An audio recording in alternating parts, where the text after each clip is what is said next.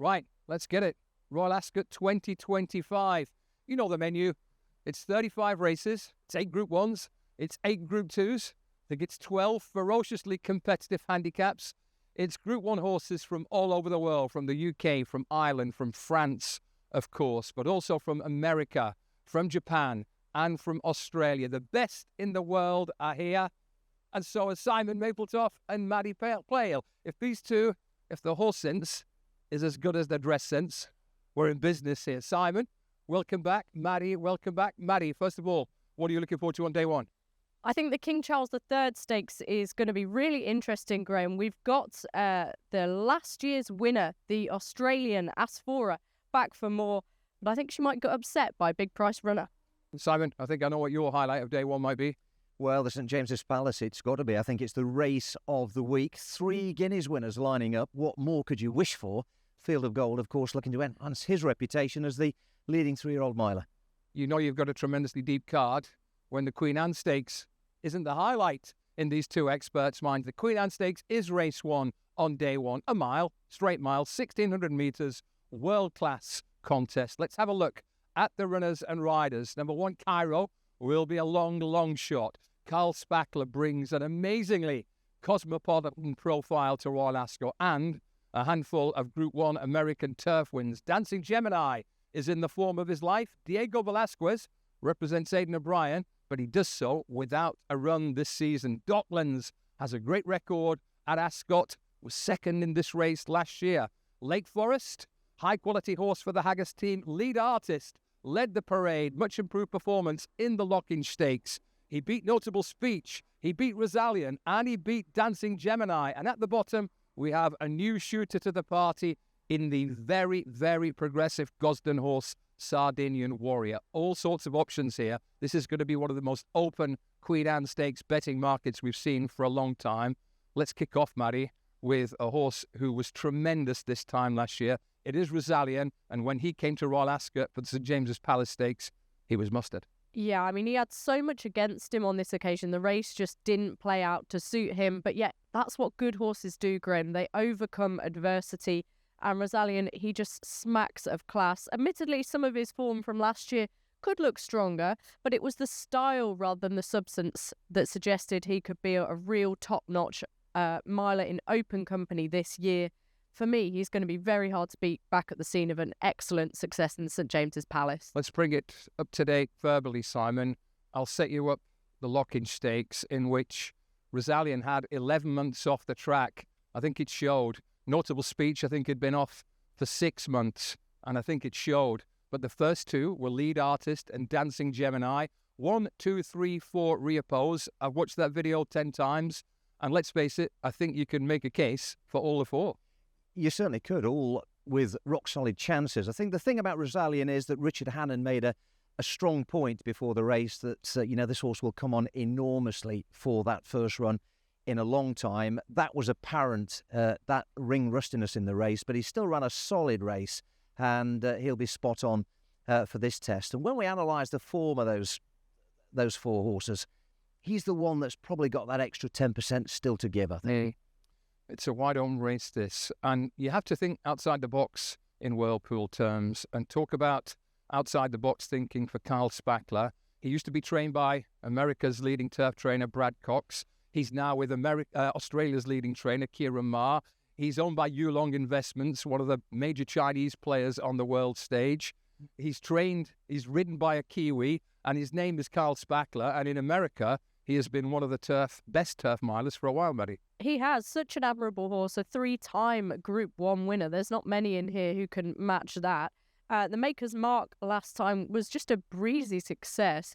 That was probably a career best. Although the opposition he was facing there won't be anything like he'll see in the Queen Anne, I think he's probably not quite getting the credit he deserves for a remarkable CV. He's been settled in here for a while now. We saw him exercise at Newmarket just a few days ago. There was nothing not to like about him, Graham. It's going to be a biggish price as well. We're going to take in 2 more VT clues. Just give me a quick line on Coudoir, Simon. He's got a good Ascot record. He won in France last time, but it's fair to say that he's in a bit deeper than he's ever been on Tuesday. Yeah, I think so. I mean, the summer mile form looked pretty decent. He's a horse who does need to step up, but I think he's a worthy player in this kind of race. You can see why Connections are keen to have a go.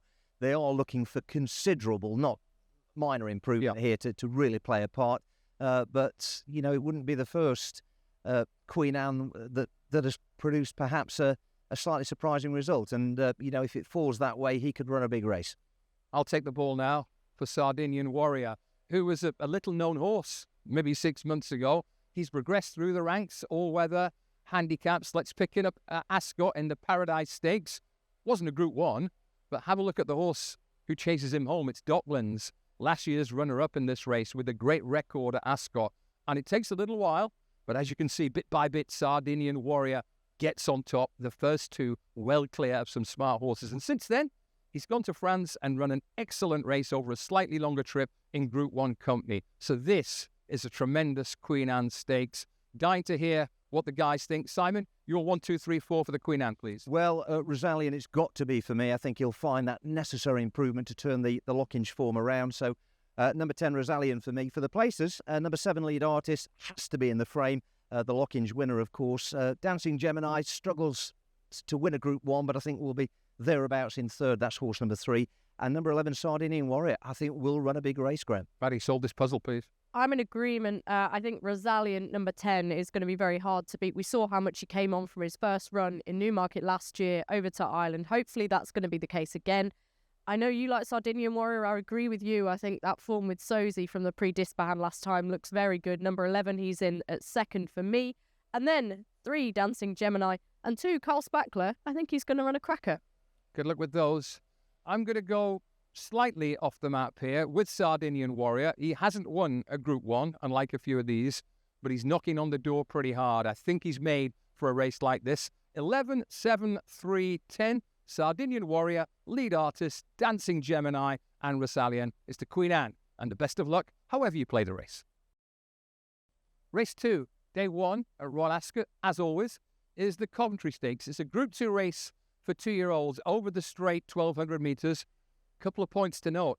Aidan O'Brien has won this race 10 times, but the ace in his pack, Albert Einstein, had a setback and misses the race. He still looks pretty strong. The other point to note, don't be worried if you fancy one at a wild price here. Last year, Rashabar won at 80 to 1. I think it's 5 years ago, but Nando Parado was a cheeky 150 to 1 when he won this race. So all things are possible. Let's look at the runners and riders for this year's Comventry Stakes. Down the card, number 2, Andab, has plenty of experience and some smart form.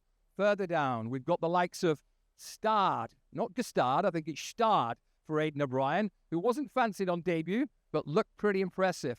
Number 11, Military Code, has looked impressive, including on this course for Godolphin. And Postmodern, he went to Yarmouth with a big reputation, and he polished it by winning really handsomely. Power Blue is now in the Ammo Racing colours. He ties in very closely on Curragh form with Andab. Further down, Rock on Thunder's Leicester win has been polished by a couple of winners. And right down towards the bottom, not necessarily a second string for Watnan Racing, Underwriter follows a familiar path towards Royal Ascot for Archie Watson. Last but not least, down at the bottom, number 21, Warsaw is another once raced, once successful Aidan O'Brien colt. Let's kick off here with somewhat of a known quantity, Maddy. It's Military Code for Godolphin. Won quite well first time at Newmarket. And at Ascot, over 5 furlongs, he had to work quite hard. This form has been made to look pretty strong in the interim. Yeah, some expensive purchases in behind him on this occasion. And the thing for me was that he showed a really good attitude, Graham. It wasn't easy, as you say, but in the closing stages, he was really grinding out victory. I must admit, he's not in my numbers, but he's had the perfect preparation for a hot and heavy race like this. Simon, he gave Fitzella an old as gold, £11 and £6, and time may tell that was a smart performance. Well, absolutely. 2 very useful horses in behind. This horse likes to be on the sharp end, has got a decent middle draw, just high of middle. I think that's probably an ideal place to be. And given the horse's experience on the track as well, has to be a player. Watnan Racing have been a major force in the last couple of years at Royal Ascot. They've had the checkbook out as usual, strong transfer players.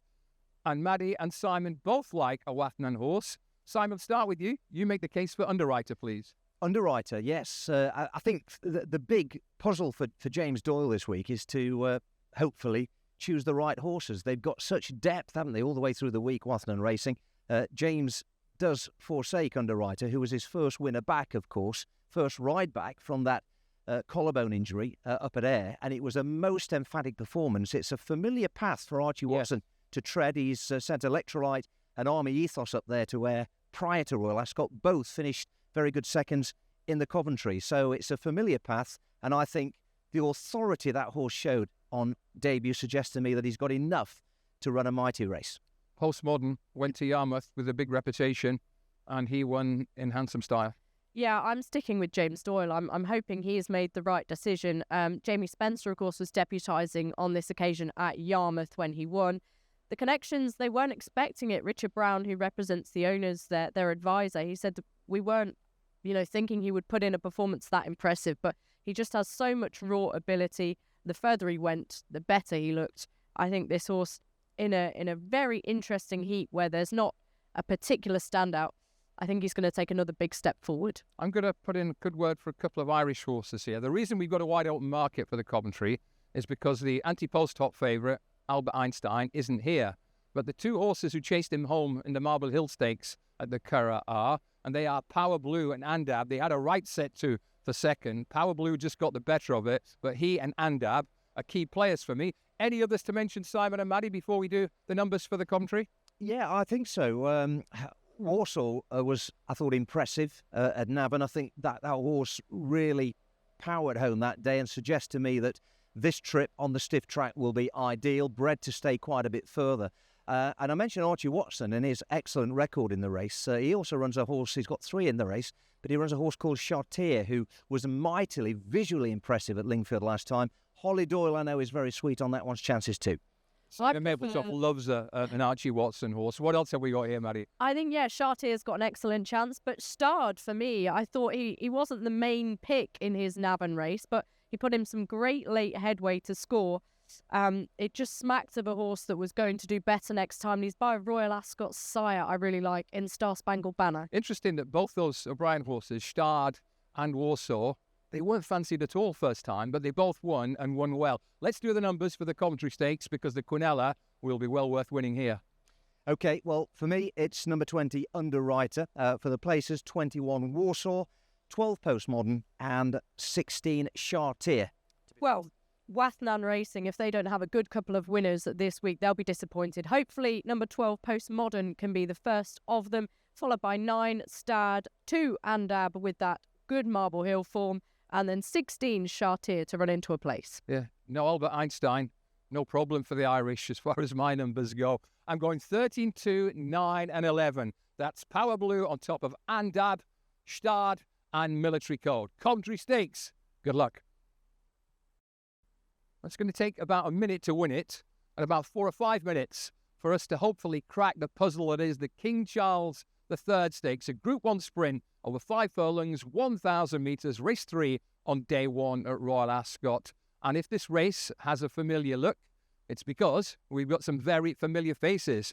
More on American Affair in a minute. He could be a big priced Springer here. Further down the field, Night Raider is likely to blaze here. He's very, very quick. And this is his first ever run at the minimum distance. Regional ran a screamer in this race last year. Further down, Starlust is a Breeders' Cup winner. Washington Heights is quick. Asphora won this race for Australia last season, and she's back again with some headgear for the first time. Believing ran 2 excellent races Tuesday and Saturday at Royal Ascot 12 months ago. Further down, Magira is in the form of her life after a big win at Haydock. And we've also got some 3-year-olds down at the bottom, including Tropical Storm and the Dubai winner, West Acre. The obvious starting point here from a Galloping Clue point of view is last year's race. They split into 2 groups. Asphora was given a very, very cute ride by Oisin Murphy. He seemed to sense that the pace in his small group near side was beginning to flag, so he smuggled Asphora over, and she got the better of a really good finish, with Believing running excellent race in 4th and Regional just ahead of him, Simon. This trio are all back, and they all seem back in great form. They do seem back in great form. Sfora, of course, has had a different route this year, slightly different preparation, perhaps a little bit more low-key. As you say, they try the headgear for the first time, so looking to try something different. That's an interesting approach. I just think she's up against it this year. She's probably about the same filly, which begs the question of have one or two of her rivals improved. I think trainer George Bowie would certainly argue that Believing is a stronger model this time than she was 12 months ago, Maddy. Certainly. I mean, she's since got her first Group 1 in the Alquoz Sprint in Meydan, of course, and she's in fault of Frankel, which can often prompt these mares to sort of elevate their... Regional also ran well in the Dubai race, didn't he? He did, yeah. They both showed a strong level of form there, but there's a couple of new kids on the block, and I'm interested, like you, in one of them that ran at Haydock. Yeah, we're talking about American Affair. Now, this is a horse who hopefully will fly a little under the Whirlpool radar. He's an upgraded handicapper, but he's a very smart handicapper. He's a hold-up horse with a strong turn of foot. And rather than touch on Haydock last time, where he was too free and saw too much daylight, I think both me and you would concentrate on his York performance in handicap company, which was super impressive. Yeah, he was. I mean, he had excuses at Haydock last time because he just didn't get the gaps when he needed them. But the horse he beat on his last two starts in handicap company, JM Jungle, has gone on to win the Epsom Dash. We know that's one of the key sprinting races of the season, and that horse won it easily as well. So the form's been advertised. Yes, on the ratings, official ratings, you'll say he's got a lot to find. I'm not sure there's that much between these from top to bottom. Agreed. And I think the pace of this race, they're going to go quickly earlier with Night Raider out there, etc. I think that's going to play right into his hands. He won't be sighted early. He'll be kept towards the back, but I think he's going to put in a really strong late effort. Compelling race. There's going to be a wide open betting market. Simon, if you could, wrap up this race and give us your numbers, please. Well, I think everything's aligned for Regional, a horse who costs 3,500 guineas, has won over 700,000. The Group 1 winner, of course, he's got the ground he wants this time. He's syndicate owned, and Ed Bethel tells me that he's never had him in better form. They've taken that decision just to take things quietly after the Alquoz and come here fresh, and I think that will be the right decision. So for me, it's number 7 Regional. For the placers, you mentioned Magira. What an inspiration she's been for Ed Walker and the team. Number 16, I think she'll be in the placers. Can't keep Asfora out of the 4, number 12. And number 14, for the same reason, Believing, rock solid. We're going for a shock, Graham. Big priced fancy in the King Charles III Stakes. Number 1, American Affair. I think he's going to put up a career best. I think he's going to love these conditions. We're going to see an excellent effort from him. Number 12, Asfora, back to the scene of her victory last year. I think she's going to put in another fantastic effort, followed by 11, a pace angle, Washington Heights. He's going to win a big one day, followed by 23, Westaker. What she said about American Affair, I agree with all of it. Fast ground, fast pace, hold-up tactics, hopefully come charging late at a big price. It's all about value. We both like American Affair, number 1. 14, Believing, is obvious. 7, Regional is obvious, and 12, Asfora are all obvious. But there's one more horse I want to mention. I couldn't squeeze him into my numbers, but Monacan was going places, really going places when last seen. It's over a year ago. Something must have been quite badly wrong, but the fact that he runs here is interesting. I'm going to go 1, 14, 7, 12 with a sneaky order of Monacan in the King Charles III Stakes. It's time to look at race 4 on day 1 of Royal Ascot 2025. And if you said to me the St James's Palace Stakes is going to be the race of the week, you wouldn't get any argument. It's the round mile here, 1,600 metres. And the dream scenario for the organisers at Royal Ascot of this race is to get not 1, not 2, but 3 classic winners. The English, French and Irish Guineas winners clash here down the card. And potentially the hottest priced favourite of the week. It is Field of Gold, unlucky at Newmarket, behind Ruling Court, made amends in thunderous style in the Irish Guineas. First wave looks like a pacemaker for stablemate number 3, Henri Matisse, who is tricky, but he relishes fast pace. Officer is also in for Aidan O'Brien. He could go forward as well. Rashabar is a high-quality horse and dead genuine, and he popped up at 80-1 on this day in the Comventry 12 months ago. Ruling Court took advantage of a slightly unlucky run for Field of Gold in the Newmarket Guineas. He was going to run in the Derby until about 90 minutes before the race, when Charlie Appleby, concerned about easing ground, pulled him out. Down at the bottom, Windlord looks highly likely to be the pace maker for Field of Gold. This is a spectacular race. Maddy, I'm going to come to you here. This is a fairly nebulous and whiskery piece of video evidence, but it's worth looking at Rashabar running an excellent second in the Jean-Luc Lagardère, Arc Day, Longshore, and in behind, on softish ground, Field of Gold racing too freely. He's a different model now, and Henri Matisse seeming to get stuck in the mud. Just give me your overview of a couple of these horses and how they've changed in the last 7 or 8 months. Yeah, well, Field of Gold is the obvious one to start with. Such a strong 2-year-old. He hadn't filled his frame, though. Sadie Gosden told me that he's seldom seen a horse change from 2 to 3 as much as Field of Gold has, and we've seen that evidence shown on track as well. There was the excellent win in the Craven, followed by a somewhat unlucky second in the 2000 Guineas at Newmarket. Last time at the Curragh, he set things straight with an explosive victory under Colin Keane. That jockey, now the main rider for Juddmonte Farms, retains the rider here. He looks the outstanding candidate in the 3-year-old division. Henri Matisse is a very top-class prospect as well. He did well from his position to win the French 2000 Guineas last time. He's going to like it if we have the 3 pacemakers here and if they all go forward. And Ruling Court, maybe we're forgetting a bit about him because he did beat Field of Gold, of course, at Newmarket. Got first run. Not sure he's going to be able to have much response to the grey this time around. So, a quick line on Henri Matisse. We're going to look at the French Guineas, and Aidan O'Brien, as he so often does, set this race up perfectly. He laid the table with the pacemakers for Henri Matisse to feast. And although he was way back, he came charging through and got the better of a tremendous finish with John Quill. Yes, he did indeed. And, it was almost or much more the finished article than some of these towards the back end of last year, of course, with his Breeders' Cup success. And I think he had the race pretty much run to suit in France. I mean, whether or not he will this time, it could be a little bit more tactical, perhaps. But, his record speaks for itself. His trainer's record speaks for itself as well. And he's got to be involved in some shape or form. But I think there might be one to beat him. Back to Field of Gold, and the parallels with his sire, the mighty Kingman, are spooky. Kingman, high-quality 2-year-old, unlucky in the Newmarket Guineas, absolutely bolted up in the Irish Guineas. And when we talk about the Irish Guineas, Simon, you look at the way he powered clear of some pretty good horses. It makes him a tough horse to oppose here, doesn't it? Well, it does. And, it's beyond question how this horse needs to be ridden.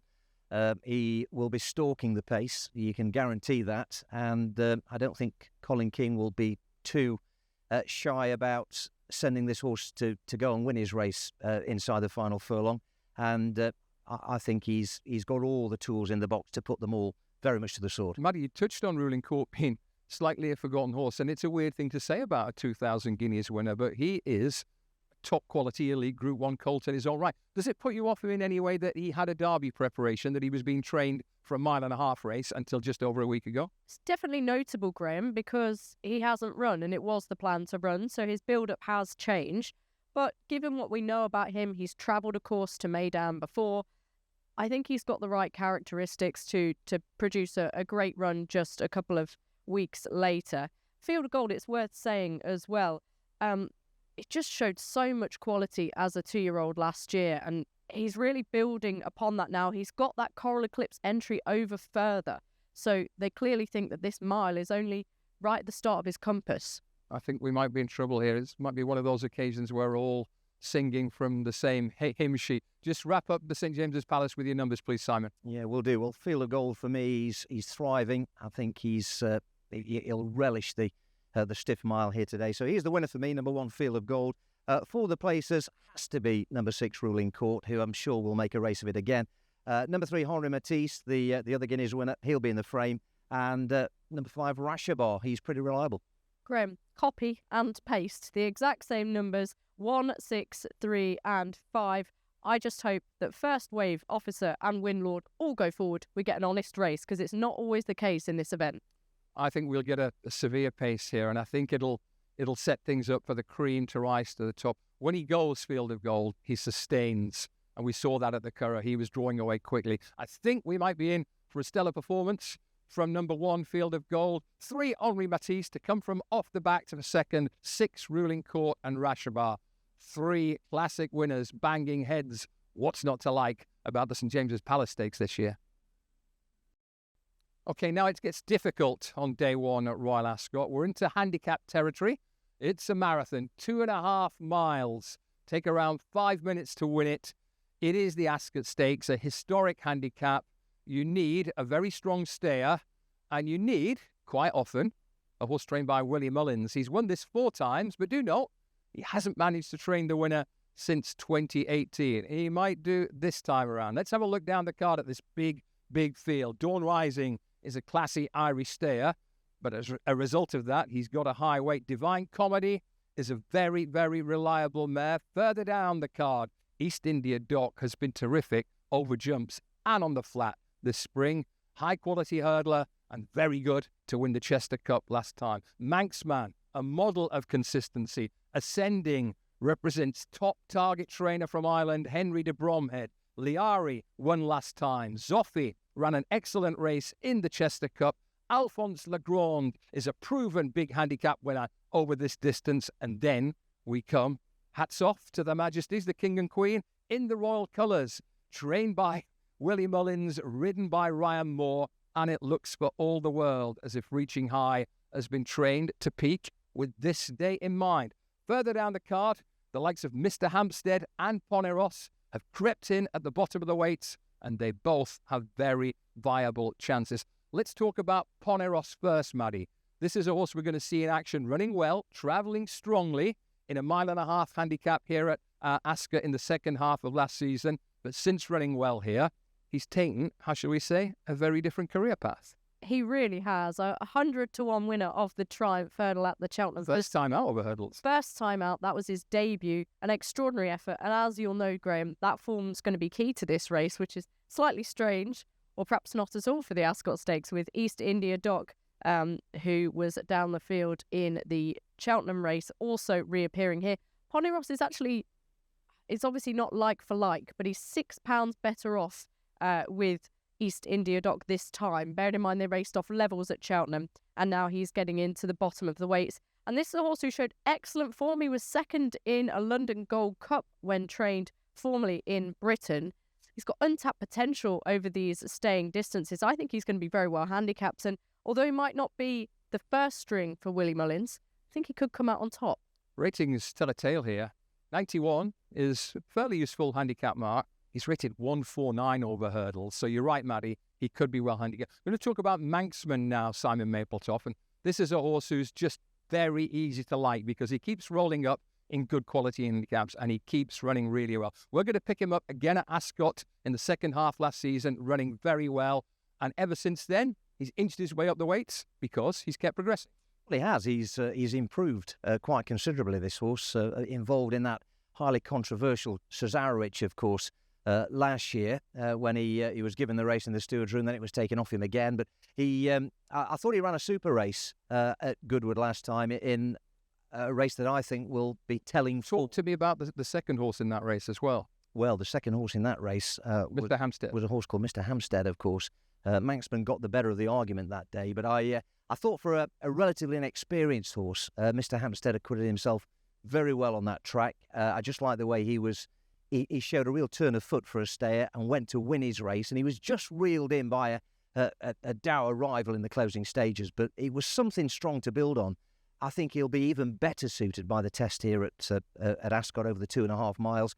He's a beautifully bred horse. He's probably got the strongest pedigree in the whole of the field here as a flat horse, and I think the Ammo Racing boys will be celebrating with him at a potentially big price. Ran the Derby last year. Couldn't cut much ice there, but I think he'll run well too. Maddy, sum up the Ascot Stakes, will you, and give us your top 4 numbers in a very, very difficult handicap. Yeah, it's difficult, Graham. Staying territory now, isn't it? This is a very long distance race, and Poneros, well, he should be absolutely relishing that based on what we saw at Cheltenham, and a good run behind Lulamba at Punchestown as well afterwards.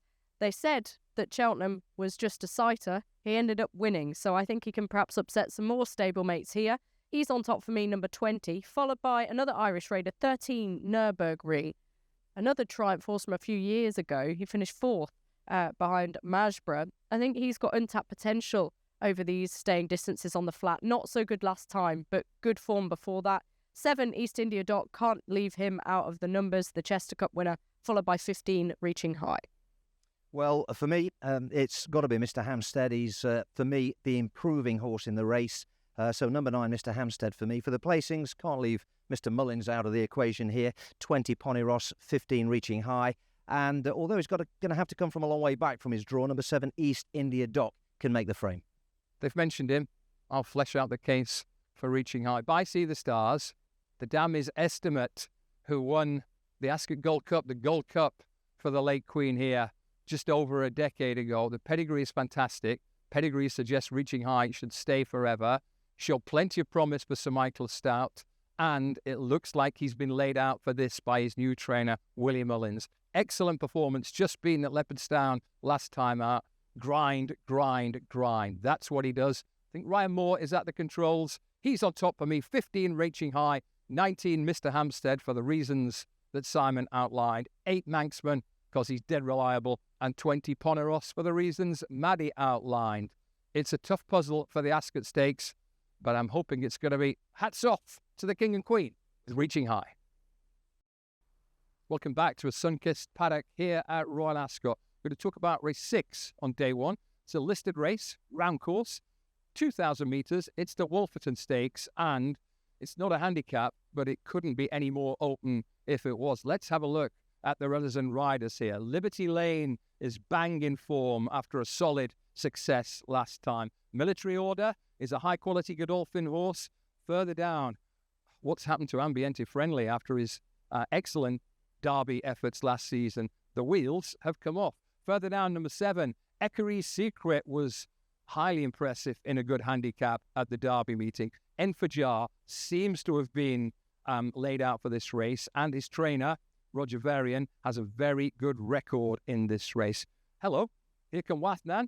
Number 9, Hartem, Jersey Stakes winner last year. Number 10, Haunted Dream, ran really well at this meeting in this race. Number 11, King's Gambit, ran a belter here at Royal Ascot. And further down, number 15, Torito, hasn't been seen since running well in this race, and he has headgear for the first time. This is stacked with horses rated around 110, 112, 114. Let's start with a fairly obvious one. It's last year's Jersey Stakes winner, Hartem. This was a high-quality performance, Simon Mapletoft. He was carrying a penalty. He was pressed by various horses, but he was just too tough for them. Yeah, and he deserved that because he was a horse who he really went down on his sword, didn't he, in the Classics last year? Super horse, and yes, he really toughed it out. But all of a sudden, he's just been found wanting, hasn't he? His form this year has left a little bit to be desired. That's a concern for me. Has he trained on? Is he quite the horse? And of course, he's got to cope with the distance as well. Absolutely. He had a 10-month absence, Maddy Playle, and his 2 runs this season have been okay without suggesting that we can back him with max confidence. A man who does have confidence in him, though, is James Doyle. He's had plenty of choices in this race, and he's still plumped for him. Admittedly, things haven't gone as planned, but like you say, Graham, he's had some issues, so maybe it's just that it's going to take him time to reach peak form this season.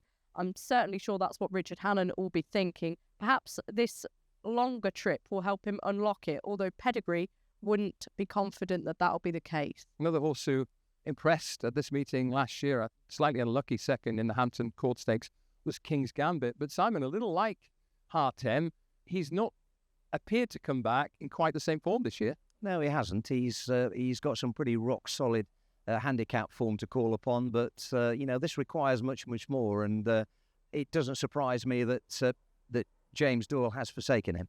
What's your number 1 choice here, Maddy? I'm sticking with Liberty Lane, number 2. An exceptional winner of the listed Festival Stakes at Goodwood last time, and has been building a really nice CV because he was 3rd in the Huxley before that when things probably got away from him just a little bit. I think that's performance you can upgrade. He's just very straightforward. We mentioned a lot of the questions surrounding other runners, but he's in a really good place right now, and I think he can capitalise upon that. Similar story for Phantom Flight. He's next in, number 4 for me. 3rd in the Brigadier Gerard last time. That could be Group 1 form very, very soon behind Almakam and Ombudsman. Some great efforts out in Bahrain for him earlier this season. I think he's going to run a big race. Followed by 9, Hartem, the class horse. You've got to keep him in there. And 8, Enfjar. Tough one, Simon. Can you solve this puzzle? Yeah, I think Carl Burke is set for a good week. He's got a real player here with Liberty Lane. As Maddy said, he's an improving horse. I think that's key. He's showing progressive form. He's well treated, I think, according to his rating at the weights here. He was impressive, make no doubt about that, in the festival. So I like him, Liberty Lane. He's got a wide draw. Hopefully that's not going to be too much of an issue here. I think one will run well in the places. A Curial Secret, who was incredibly impressive over this trip at Epsom last time. Ground might be an issue for him, but he's an improving horse for Richard Fahey. Yeah, they'll be watering strongly here, so I'm keen on that horse, Ecurie Secret. He's number 7 on the race card, and I think he's a potential improver. Very tough puzzle. Varian and the Gosden Yard have been the 2 stables to follow in this race in recent years. Enfajar had some high-quality handicap form last season. He didn't have the hood first time. I think we'll see the real Enfajar this time around. 10 Haunted Dream and 15 Torito both ran extremely well in this race 12 months ago, and they might do so again. This is tough, really tough. But 7, 8, 10 and 15 for the Wolfie Waltherton. Hope you've enjoyed the Whirlpool previews so far for day 1 of Royal Ascot 2025. Race 7 is another tough handicap. It is 14 furlongs, 2,800 metres, add on about 10 more metres or 34 yards for good measure. And clearly, it's a complex handicap puzzle, runners and riders. And let's pick out a few key horses. I like the look of Fairbanks at a big price here. He's got a wide draw, but he's got some good form on the flat. Further down, French Master has a very interesting profile. Very well bred, very lightly raced, and did well to offset some traffic problem last time. Number 9, Charles, is one of the key market horses of the day because it's William Mullins, it's Ryan Moore, it's a lightly raced French import who could be really well handicapped, or he could be just another runner. I'm not sure. Further down, we know much more about number 12, Caballo de Mar, and we know that he's progressed extremely well in valuable handicaps. My Mate Mozzie comes back after running on well for a place in this race last year. All sorts of possibilities. Maddy Playle, the floor is yours. Solve me the copper horse, if you will. I'll do my best, Graham. And to do my best, I'm going to go to John and Thady Gosden, a trusted partnership. And they've taken a trusted route to Royal Ascot with French Master, their blinkered horse in this race. The race he won impressively, battling strongly and closing late to win at Goodwood last time. They won in 2023 with Courage Mon Ami. That horse went on to win the Gold Cup.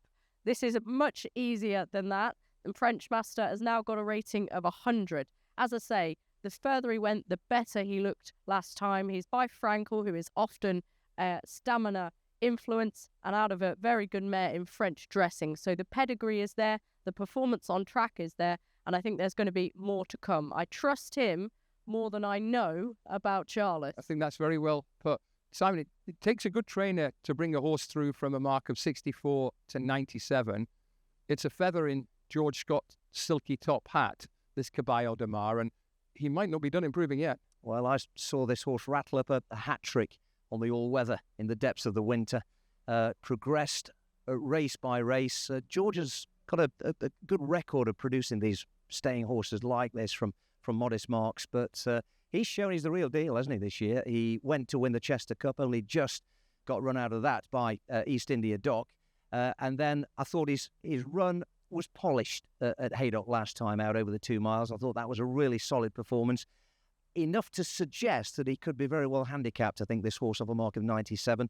I'm fearful of French Master. I think he's a pattern horse in the making. So off 100, he too could be thrown in. Yeah, I think these two have touched on 2 very, very strong contenders here. I'm going to add one real long shot to the mix. It's an Irish raider, the Durkin training operation, Fairbanks. He used to be with the Balding stable last year, and I followed him closely. He won one nice race and ran really well, only just beaten a glorious Goodwood.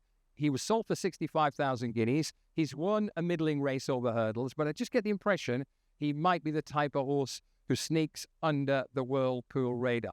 Simon, I know you like Caballo de Mar. Give me the reasons for that horse in brief and your 4 numbers for the copper horse. Well, quite simply, he's an improving horse. He's dropping back in trip, but the stiff mile 6 will really suit him. But I have gone with number 7, French Master. I think he is the class horse in the race. Number 9, Charles. Number 12, Caballo de Mar for reasons mentioned. And number 13, Lavender Hill Mob, I thought could run a big race for James Owen in 4th. Similar numbers, Graham. French Master for me, it's a tried and trusted formula. Number 7 on top, 9 Charles, 12 Caballo de Mar, and 14 Champagne Prince has a very stout pedigree. This trip's worth another go. Yeah, I respect French Master and Caballo de Mar.